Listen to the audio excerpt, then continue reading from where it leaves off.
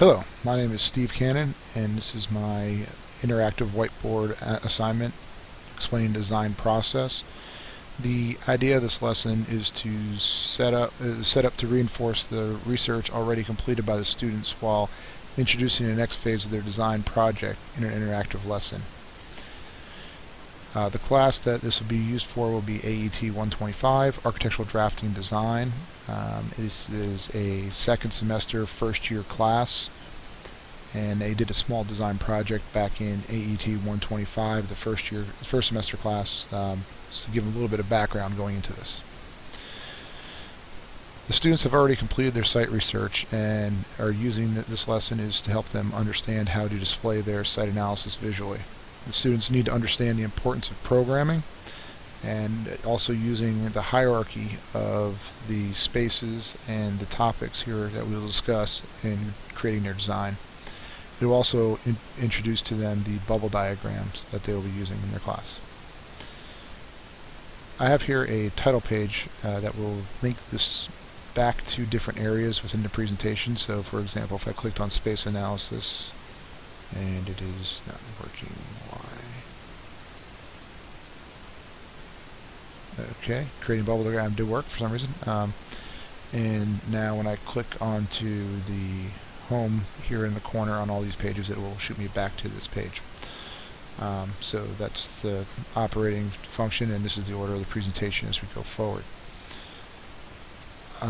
First thing I did is I imported my concept map from the website MindMeister. There was a little bit of difficulty here with this, with these tie-in arrows here. For some reason it wouldn't allow me to keep it the form that it was originally set up on the website, but there's a link back to the website right here at the concept map title page, and that will allow you to be able to see the full version without any of these minor mistakes that have come through. Overall, you could still read the concept map and understand the principles of what we're trying to do. The next portion here is site research links. These links are to the topics that the students need to use for their analysis. The students have already completed their research, and each one of these links here will work and bring you to the websites for the information. For example, this is the current wind information for the near our site for today. So this is actually up to date. You can actually go in and do statistics here, as you can see.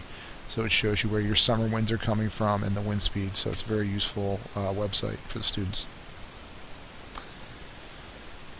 As you go here to the to the site plan for the Smart Ink, this is where they can actually do their site analysis. So for example, they can come in here to the pens and they can say we have the blue for cold winter winds coming in from this direction on our site.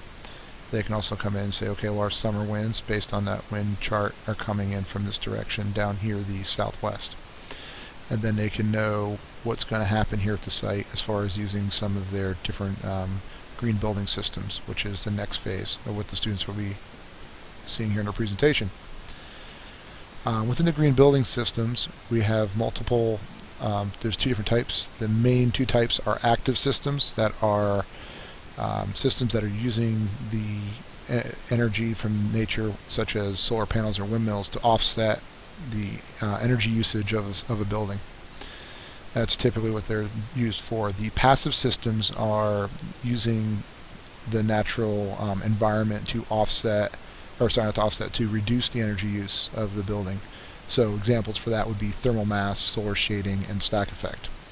In the next two slides here, I have a brief YouTube video here which will show how the solar panels work, and I'm not sure why it's not loading right now, but it would show the solar panels and how they are working as they go through. And so it's an active system that we'll demonstrate in there.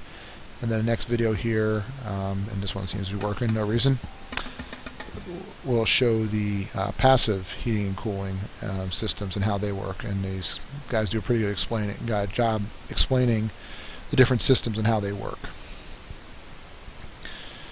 The next step here is to do some programming. So now that you understand the site and how you can use it, you have to figure out what the client needs, and that's the programming nature.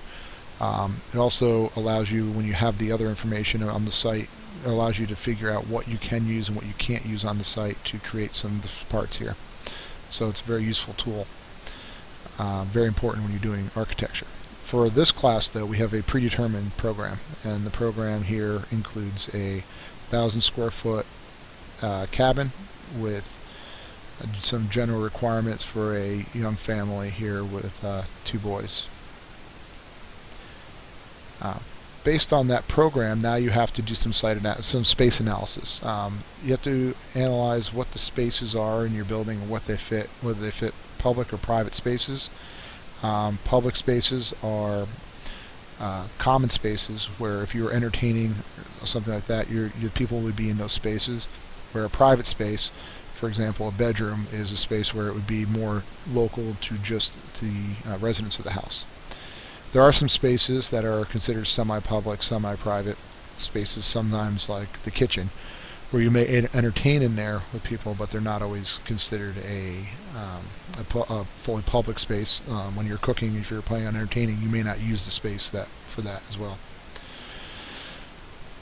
The next, I created a Venn diagram here, an interactive diagram, where the students can play this game here, and they can go through and pick different spaces, and I'll just grab here the master bedroom, and if I try to put it in a public space, it will kick it out. It won't allow it to stay there.